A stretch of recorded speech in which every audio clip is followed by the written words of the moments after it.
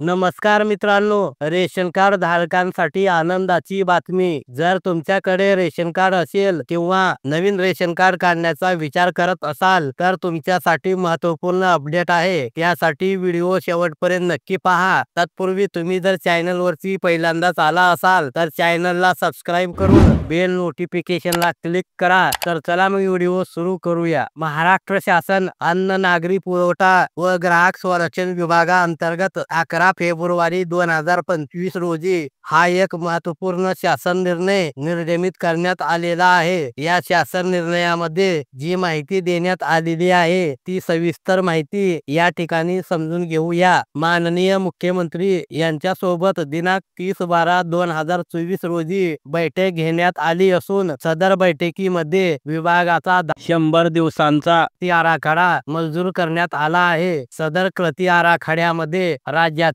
नागरिकांना स्मार्ट शिधापत्रिका वितरित करणे तसेच सदर स्मार्ट शिधापत्रिका राज्यातील स्थलांतरित कामगार ऊसतोड कामगार यांना प्रथमतः उपलब्ध करून देणे, 25 लाख नवीन लाभार्थ्यांचे राष्ट्रीय अन्न सुरक्षा योजनेत समावेश करणे, सदर समावेशन करण्याकरिता लाभार्थ्याचे ई-केवायसी करणे, मयत व्यक्ती व 100 पेक्षा जास्त वय असलेल्या लाभार्थ्यांची तपासणी करून त्यांची नावे शिधापत्रिका मधून वगळणे व सायलेंट शिधापत्रिकावर प्राधान्याने कारवाई करणे इत्यादी बाबीवर प्राधान्याने कारवाई करावयाची आहे. त्यानुसार तालुकास्तरीय कार्यालयामध्ये जे काही तांत्रिक मनुष्यबळ आहे प्रत्येक तालुक्याला दिले जाणार. 401 तालुक्यासाठी 401 जे काही मनुष्यबळ जे काही IT ऑफिस असिस्टंट म्हणून प्रत्येक ठिकाणी दिले जाणार आहे. आता हे जर IT असिस्टंट जर आले तर सर्व रेशन कार्ड संदर्भातील